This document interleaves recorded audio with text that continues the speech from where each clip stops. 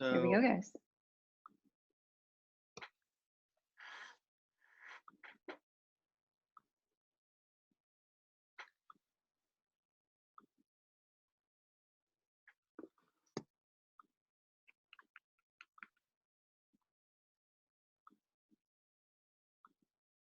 I can barely even.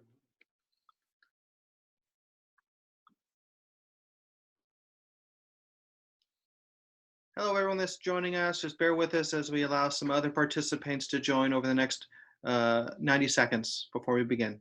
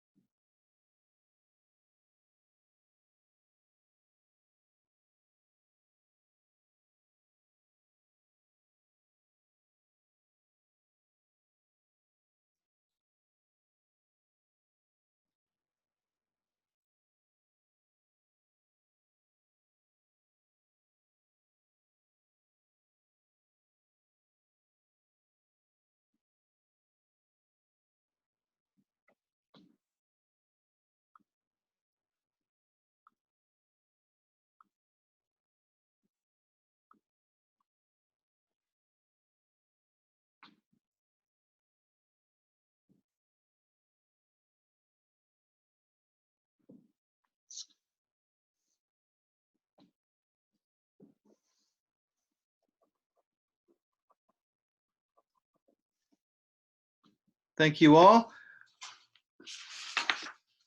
Thank you everyone for joining us today. I'm Jeremy Miller, Director of Marketing for Lab Archives. Today's speaker is Natalie Stringer, our resident professor. She'll be providing some tips with examples of how to effectively move your course online, as well as provide a brief introduction to the Lab Archives platform. Natalie? Thank you, Jeremy. Thank you, everybody, for joining us today. Just a quick reminder, if you have a question, really pressing question for today, I want to make sure that I answer them.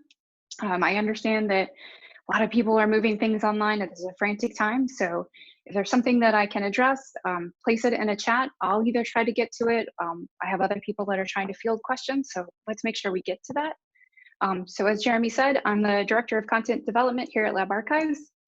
I'm going to try to provide some concrete tips and some examples for how to teach online, and we'll try to incorporate those together with some examples of things we have in Lab Archives. But just a little bit of background. So I was a postdoctoral fellow at the National Institutes of Health, where I studied virus assembly. So I actually studied rotavirus. It's a gastrointestinal virus that usually affects children. So looking at how it comes together.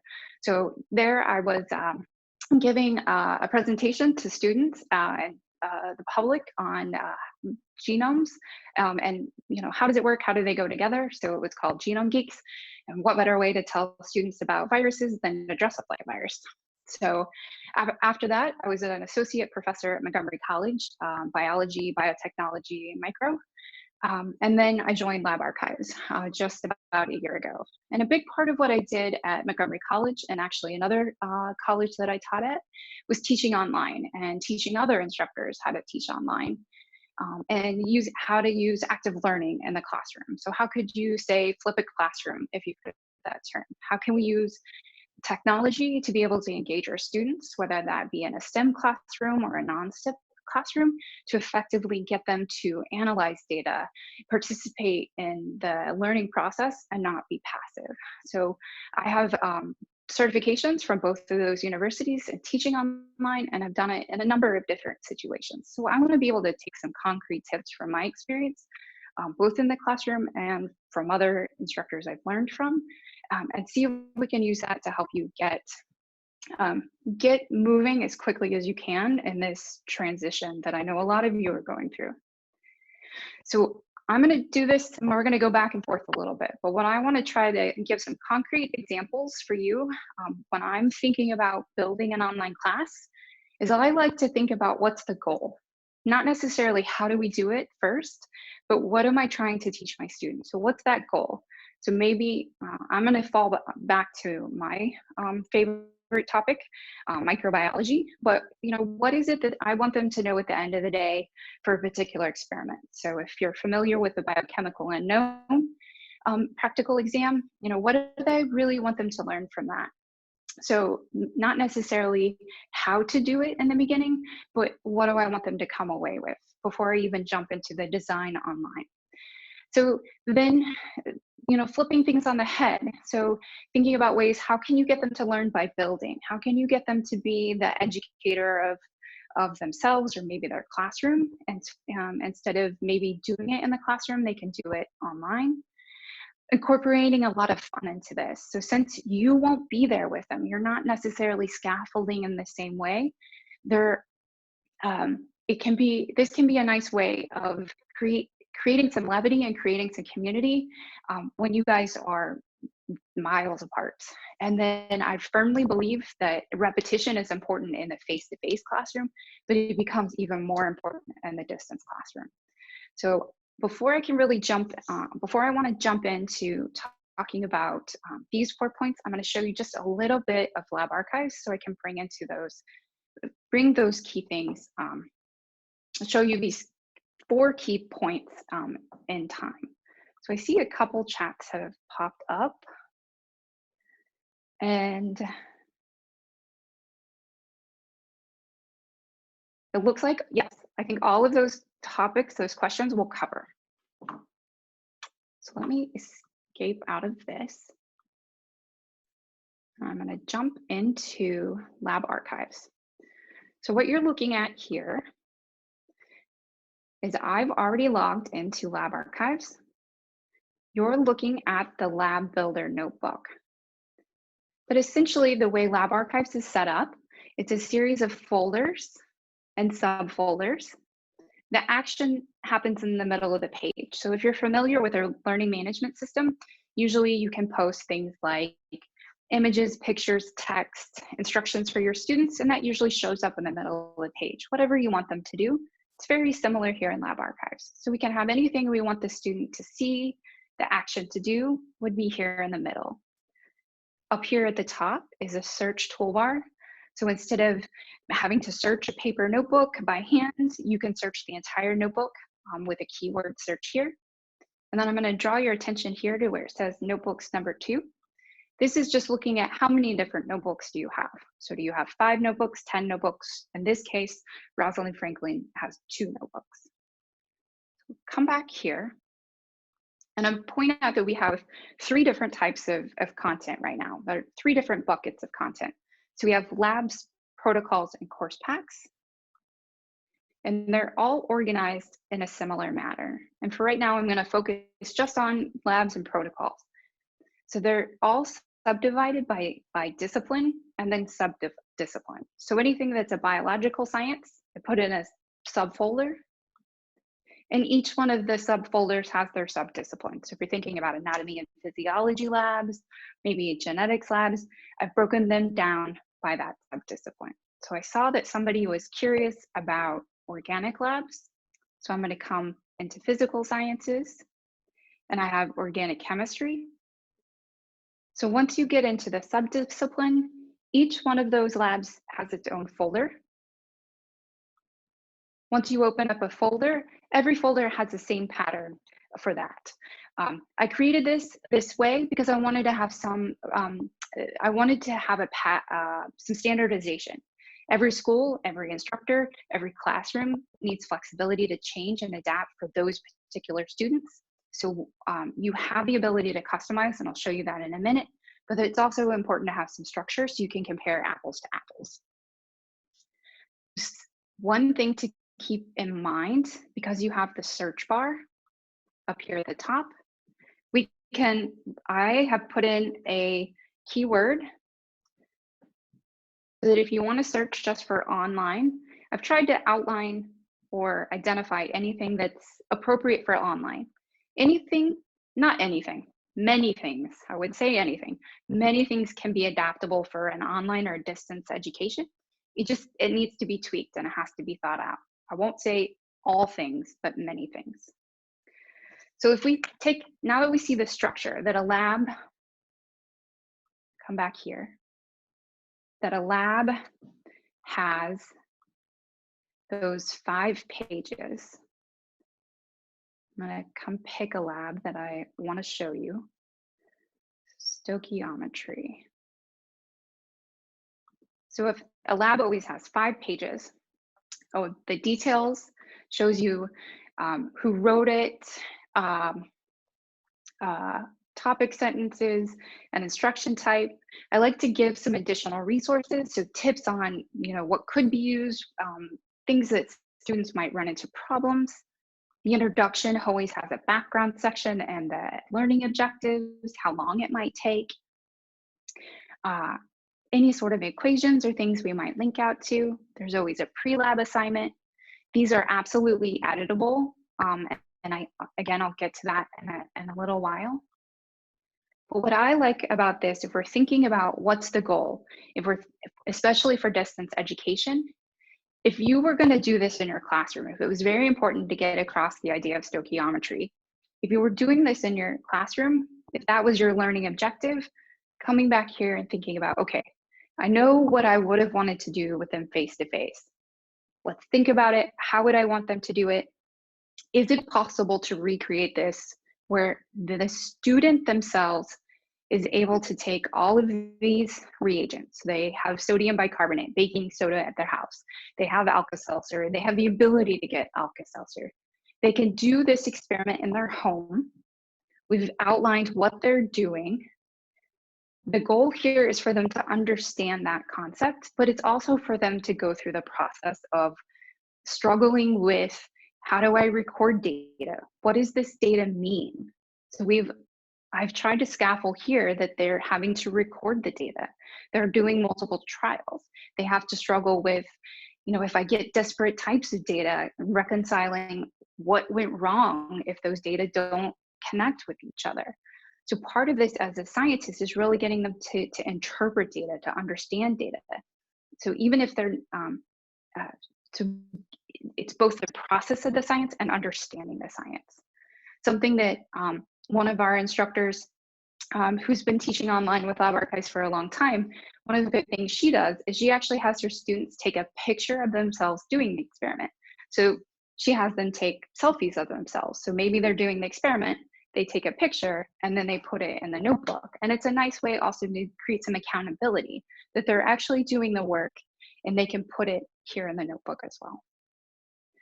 So another nice idea to create some of, to get your students engaged in the science, to really get them to be able to do the science, interpret the data, is there's a couple, there's a couple different projects out there called citizen science activities, where essentially anybody can go out and collect data and put it into a common repository. One of them is called Budburst. I can put these links later on. This is just a citizenscience.gov is a catalog of all different types of science experiments that are out there where students could go and be collecting data, putting it into a notebook. You could scaffold an experiment around this. So again, you're getting to that same goal where they're creating hypotheses, they're analyzing data, they feel like they're really engaged in the process, but you're not necessarily having to be in the lab with them. So then I'll give you a little plug. If you are a microbiology instructor, I'm gonna scroll up here, back here to biological sciences. One of the classic experiments for microbiology is the Biochemical Unknown. So essentially, this lab instructor, students are given a microbe, they don't know what it is, and they have to do a series of tests based on enzymes to be able to figure out what it is. Chemistry labs do this, but looking at an unknown compound. It's about the right time of year where students would be doing this in the normal, this would be where they were doing it in the semester. Right now, I'm working with a former colleague of mine, and we're writing up the Biochemical Unknown so it could be done online. So we're taking data that the students had collected either earlier this semester or last semester, and writing a lesson that or a lab that should be out Friday, Monday on Lab Builder, where essentially you're giving students the data. So we give them a picture and they have to interpret the data. So what does it mean? Yes, they didn't actually have to streak or inoculate these tubes, but they have to tell us what it means. Then they're going to have to, from that data, take all the rest of that data and move through that unknown practical exam. So a lot of this is I'm belaboring the point, but really think about what is it you want them to do. You want them to understand the concept, interpret and think like a scientist, put data together, manage data. So just think about what can you do with this time and reformatting what you have.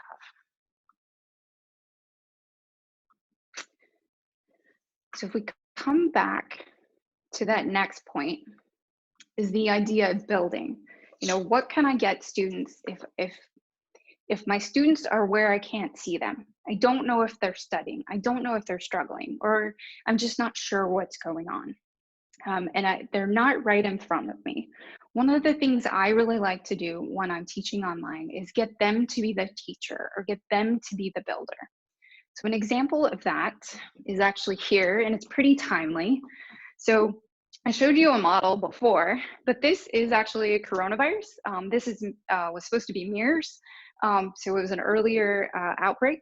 But I use this in one of my distance learning classes when I was still teaching at Montgomery College.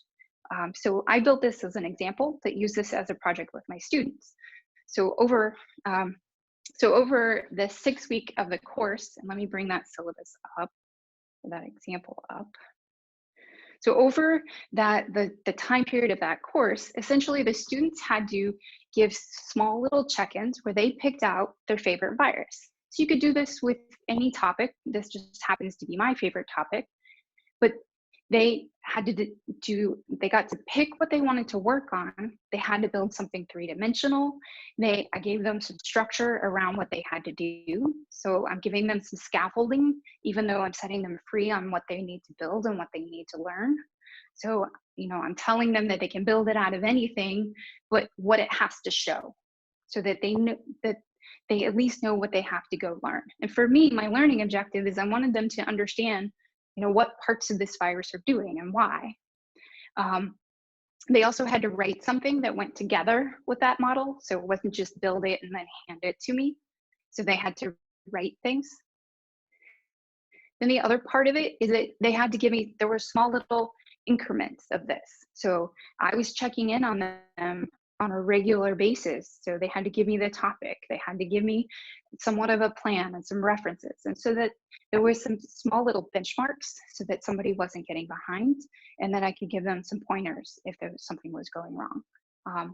I've used something similar in a flipped classroom, where if somebody gets to pick a topic and they're giving, so maybe they're picking a disease or they're picking some novel thing, and especially my non-majors 101 class, they're picking something of topical interest and teaching the rest of the class. And that can be a way that takes a little bit of weight off of your shoulders in this time where you're really revamping your class, and has them give some ownership to the class. So they pick a topic. Maybe you're talking about transcription translation. Maybe you're talking about replacement reactions in chemistry. And so let them record themselves. Maybe they write it up and share it with the class. And this could be a nice way where, because they become the teacher, they learn it, but it also gives them ownership and builds that community. It requires, on your side, checking in, scaffolding, telling them what you want, but it can be a nice way to achieve a lot of these things I keep repeating, of building that community, checking in, getting them to be engaged. So then the fun part, hopefully this is fun. This is fun for me. I think for them, all of my students really like when they get to see what they're doing. But another idea, another way to go about this, if we're thinking about especially non-majors, they're not always that excited to be in lab anyway. And now if they're home and you're not poking and prodding at them, it can be a little more daunting on the instructor side to know, how do I know if they're really doing their work, if they're really engaged in their work? So one of the labs, here's an example of just how to provide some levity.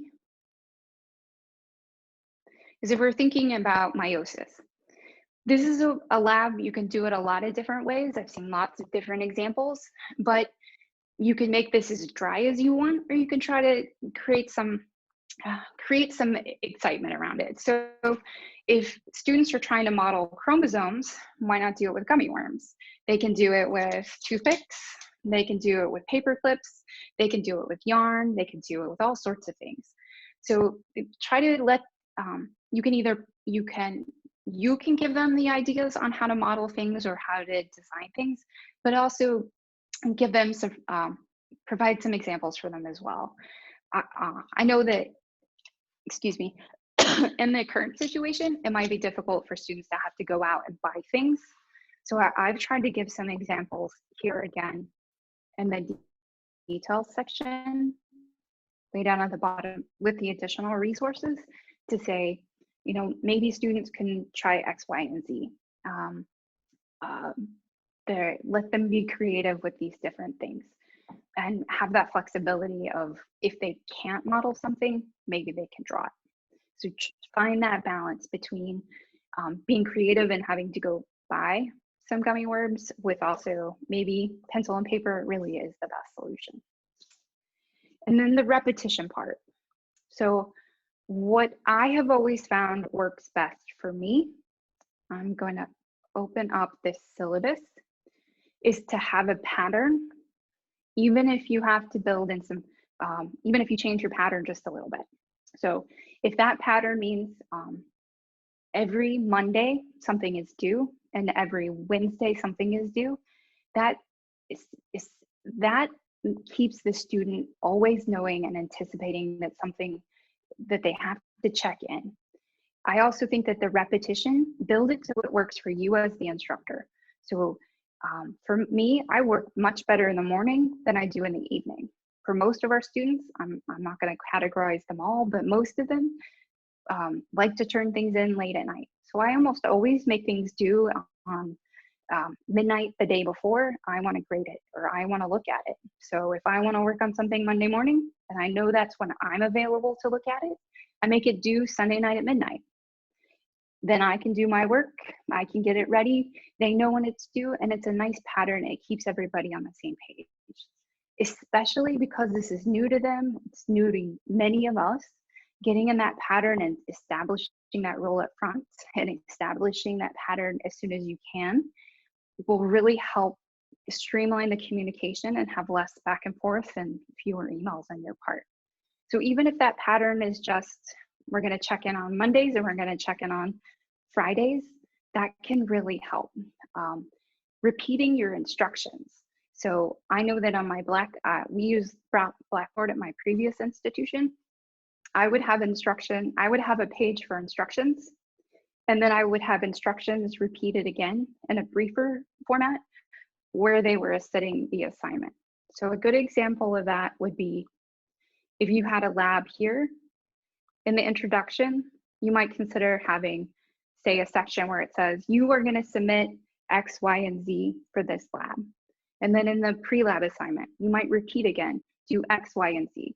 So you're giving them almost a checklist of all the things they have to do and really, keeping them and reminding them again and again what they have to do. It can be really helpful for somebody who's reading too fast. It's new to them. It's just not their thing to read online, to give them that option.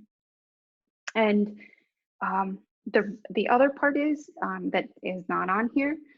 Many of our students are not readers. Many of us just in the general public are not readers anymore. So offering multiple modes of media, so have some text, have some video, have some images, having that variety of ways to instruct them can be nice.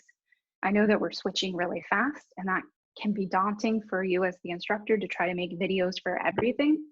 So I would suggest don't try to reinvent the wheel. Try to find something that is already out there and supplement with what you can do. Don't try to take it on all yourself. I know the first time I tried to fit my micro every single lecture, and I didn't sleep that whole first year. So take it one step at a time. So I'm going to pause before I jump into sort of how Lab Archives works and see if there are any big questions from the audience that I can answer.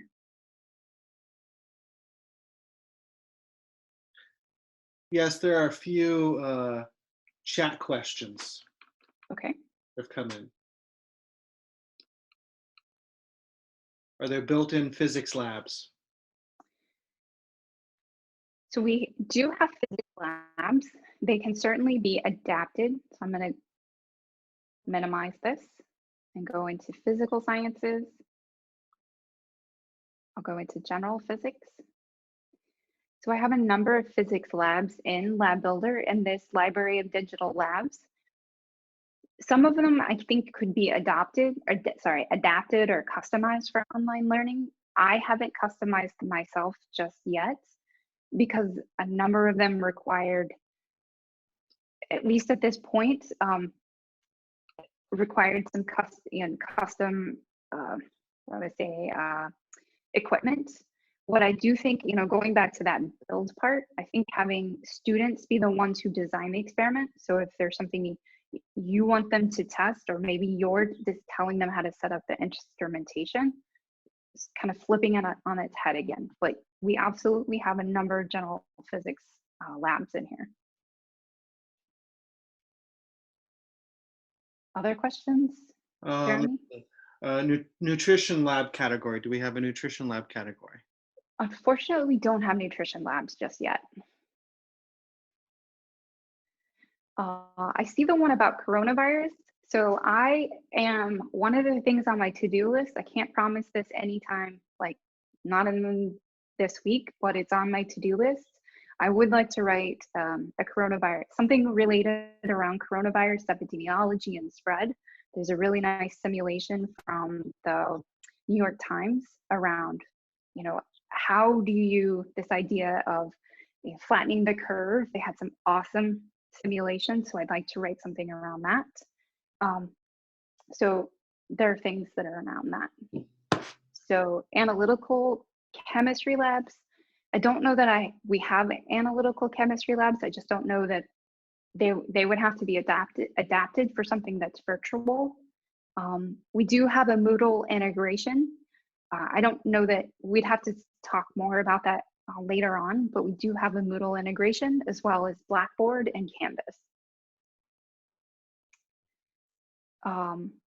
What kind of liability would be in place if students were actually working with chemicals in their home without direct supervision?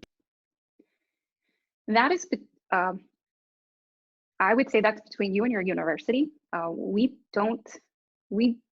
as a company don't take we don't accept liability for any damages that might occur to the student.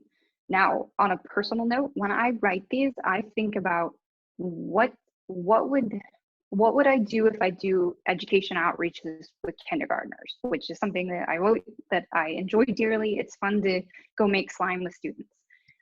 So anything that I would do with a kindergartner is what I would feel comfortable putting in here for an at-home lab. So that's where I try to think about safety when I'm doing something in a kitchen lab. So one of that kitchen, and I shouldn't call it kitchen lab, but at-home lab. So there is a DNA extraction lab that we just uploaded, where students use table salt, dish soap, and ethanol. So you can use ethanol or isopropanol. So those are all commonly found things in your house. And so again, I've done that with little kids. You do have to be careful that you don't ingest it, you don't get it in your eyes, but that is where I personally try to draw that safety line. I do always point out, or I point out in Lab Builder, always where to follow safety guidelines and where things are of concern. But for you as the instructor, I would always point that out to your students as well. These are chemicals. Take care to not do X, Y, and Z.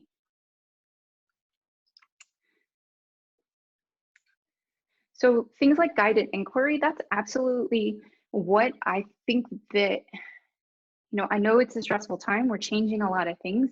We can do a lot of that. We can take that concept and use that here. So I do have some guided inquiry labs for general and chemistry. I think we just have to do some tweaking around those. Okay, I'll try to get to some of these other questions. So because we have this chat list, we can go back and answer more of these questions. I just want to make sure I get best use of everybody's time. So if we're thinking about, but I'm happy that everybody has lots of questions. So we're thinking about, how does this actually work? Yes, I've just showed you have a lot of labs, threw out a whole bunch of tips that have worked for me and in my classroom and examples from other instructors' classroom, but how does it actually work? How would you actually, take what we have here, take what maybe you have already in your curriculum and use that? So I just want to go a little bit through how would we take a lab that you just saw, move that over to a place that you can use, and then how would you actually make a course out of that? So I didn't need to do that. So just generally, just to give you a very high level overview of Lab Archives, the way that the classroom part of this works is you as the instructor are at the top of the pyramid.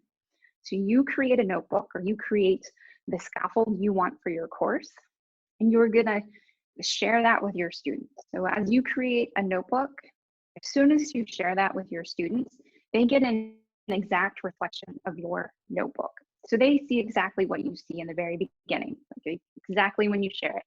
As soon as they start putting in their data to their notebooks, it starts looking a little bit different than yours because they put in different information. And then student A's notebook will be different than student B's notebook.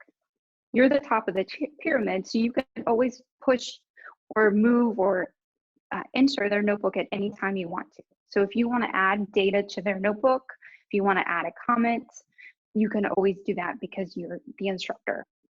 If you need to send new labs out, so maybe you have next week ready to go, but you don't have the week after ready to go, you can continue to work on the week after and then share that with a student when you're ready.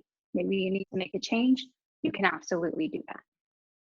And that works sort of in this situation. I'll show you, I'll give you an example, but essentially all you're doing is creating a course based off of a notebook.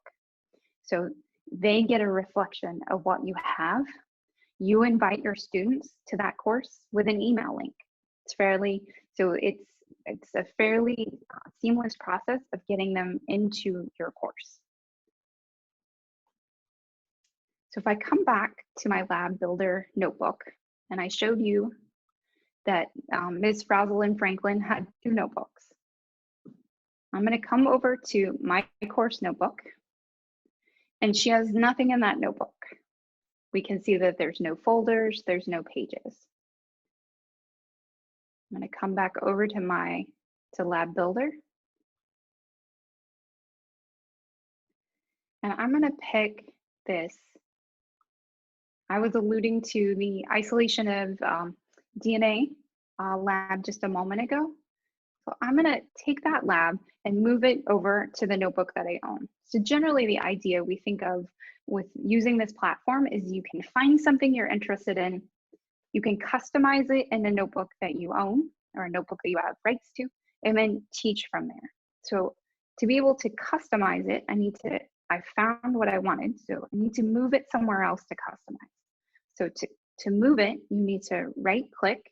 You can do this on a page, an entire page or a whole folder. But if you right click, you can select copy to another notebook. A menu opens up, and so I only have one notebook to choose from. So I can start my copy, and it's telling me I'm going to copy it to my other notebook.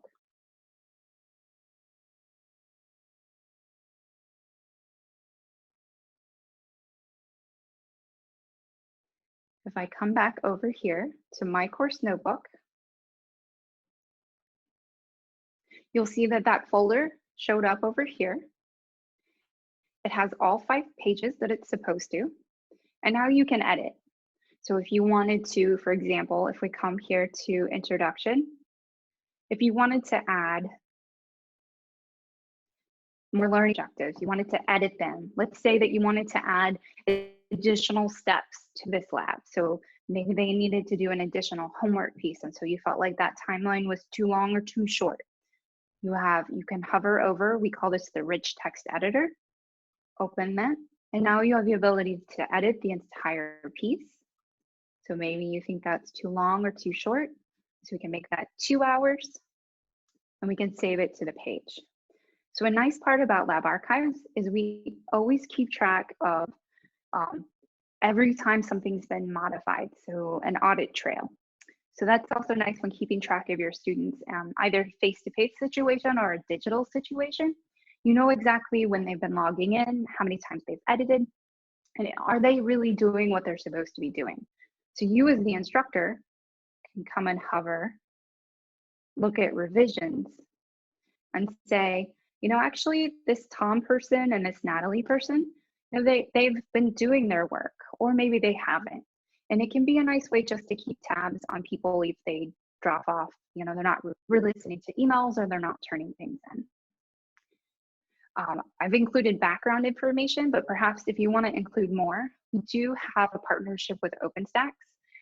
And so we have a number of OpenStax textbooks in our platform. So you could pull maybe more information from there. So you have more background information. Maybe you just want part of a textbook in there. Maybe you want to put in a video here. Maybe there's something from your lecture material that you feel like is appropriate to go with this digital lab because you are now in a distance situation. You can, again, edit this background situation or background section. I'll show you if we wanted to say, for example, I'm going to come to the post-lab assignment.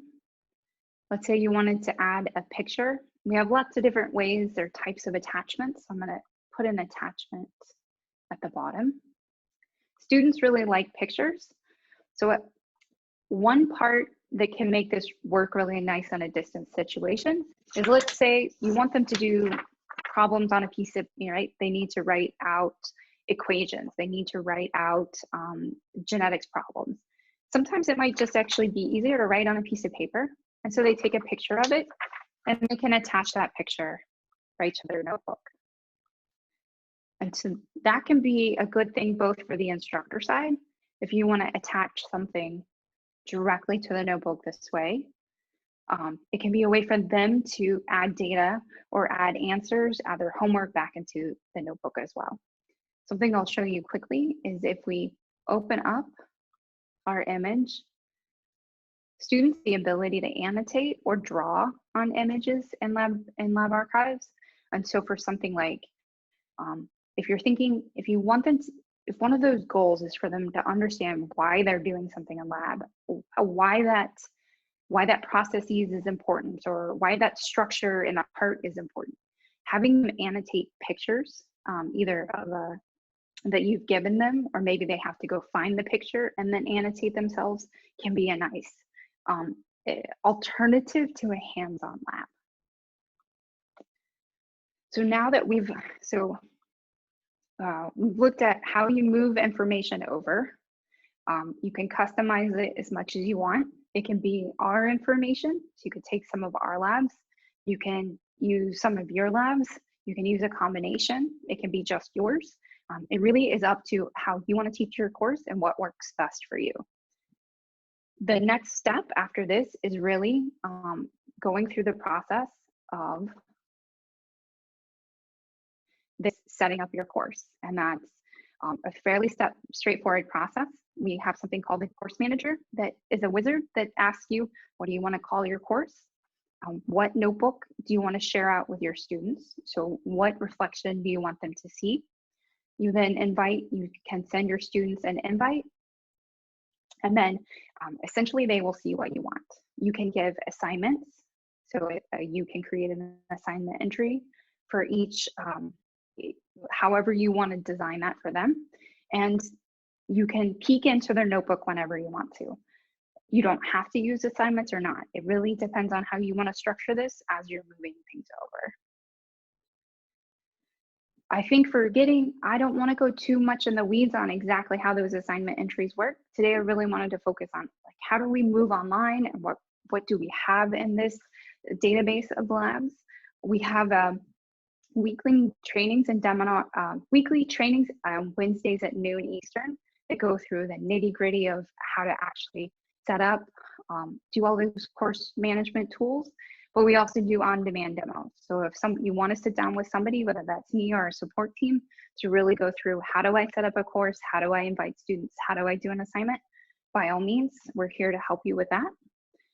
But if you don't have an account already, if you go to mynotebook.labarchives.com/signup, create an account, but be sure that you select I'm an instructor so that you have access to that Lab Builder notebook.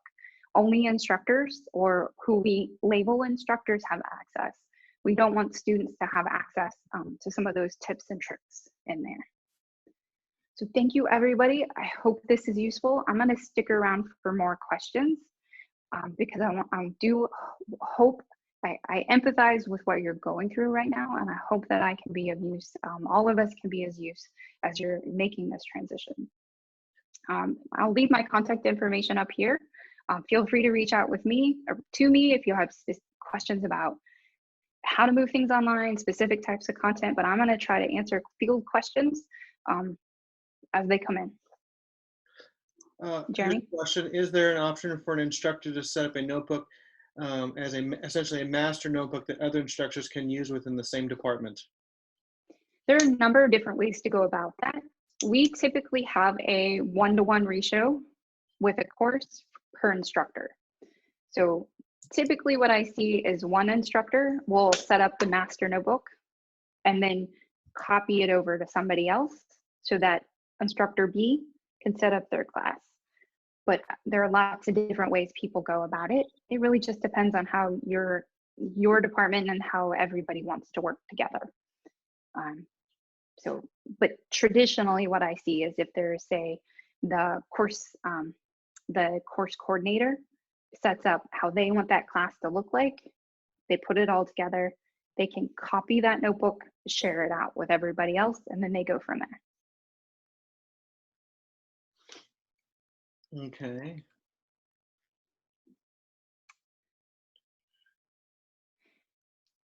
Is there a general tutorial?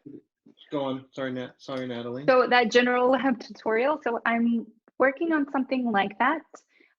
We do have a student like get started to lab archives tutorial that's available on our knowledge base page. So we do have something just to get students ready to use lab archives, but I'm working on something that's more in that theme of a lab or instructional, more focused, where it would be here, upload a picture, annotate a picture. So that's something that's in my rush to do right now. Does that sound something that would be useful to you, Sean? No, not Sean. Lorraine. I'm getting old, I can't read.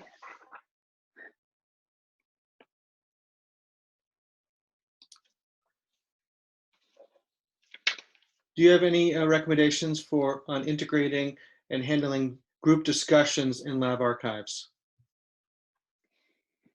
So I find group discussions, okay, so I'm humming and hawing because I hate discussion boards.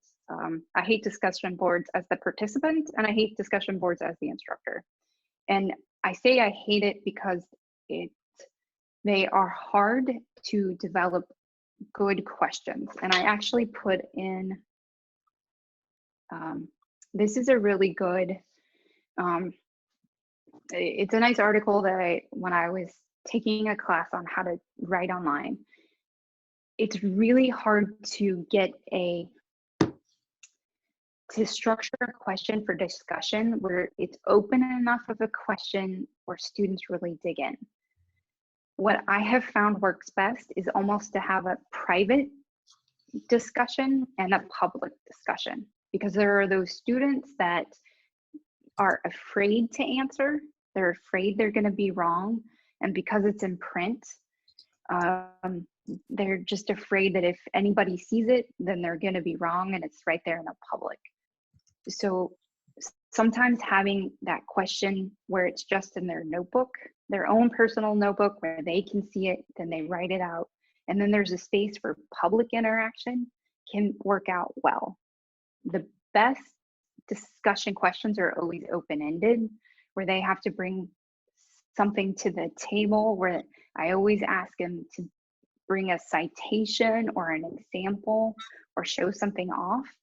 But discussions often are also hard to grade. You know, how do you put some assessment? You know, how do you grade something that is good versus bad? So having those criteria out there. Doing it in the notebook part of it, so if we're thinking about it from a technical point for lab archives, students, if you let them, they can share notebooks with each other.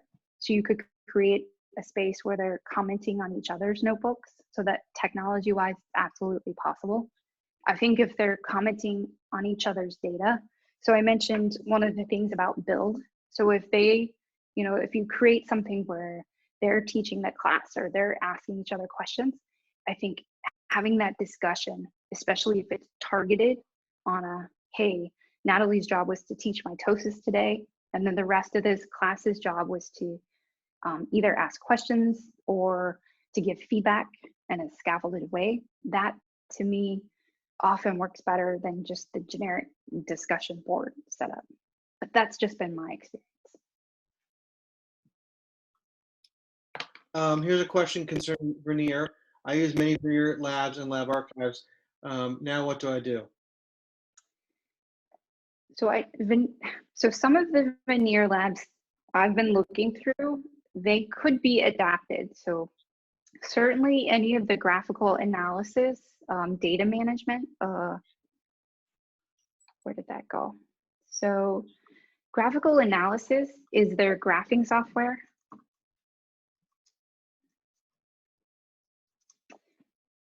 If I could spell correctly.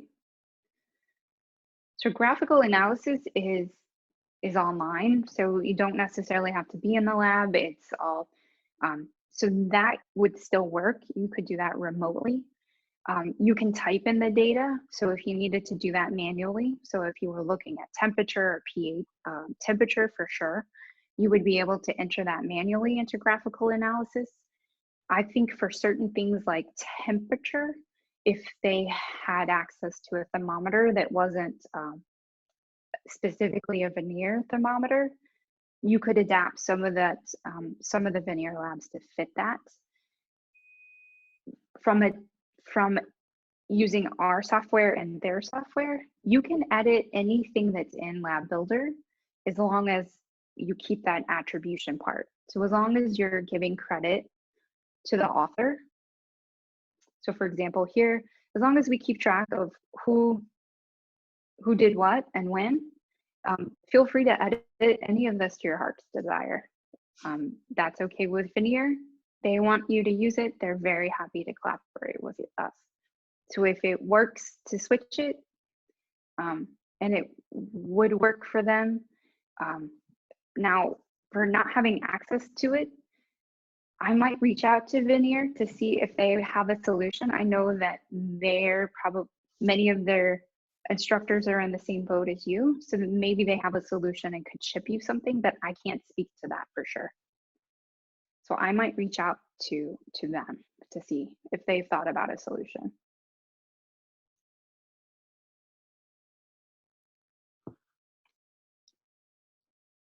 I am happy to help everybody. Anything I can do to help. Both for the instructors and the students, it must be a struggle. This is a huge change. It's like turning a big ship, and I'm trying to keep in mind too, not every student, it's not just all the instructors making the shift. not every student is the right student to be in a distance learning situation.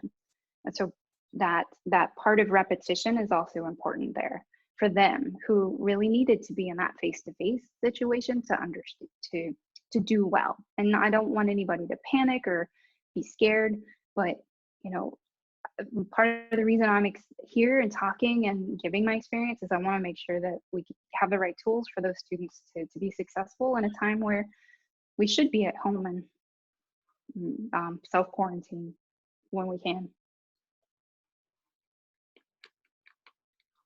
Anything else I can answer? So I would suggest Well, everyone's create an account as an instructor, look at Lab Builder, see what we have, and also see what you effective. have, and then create your own. And if you do have questions, need additional training, you can reach out to us at Lab Archives. And we will be putting out new things as fast as we can. And if you need additional information, we will be conducting 3 more webinars tomorrow, Friday, and next Monday as well. So if you have additional questions that you'd want addressed or want to, again, look at what Natalie will be showing, you can attend one of those other webinars as well. Thank you, everybody. Best of luck. Have a good day.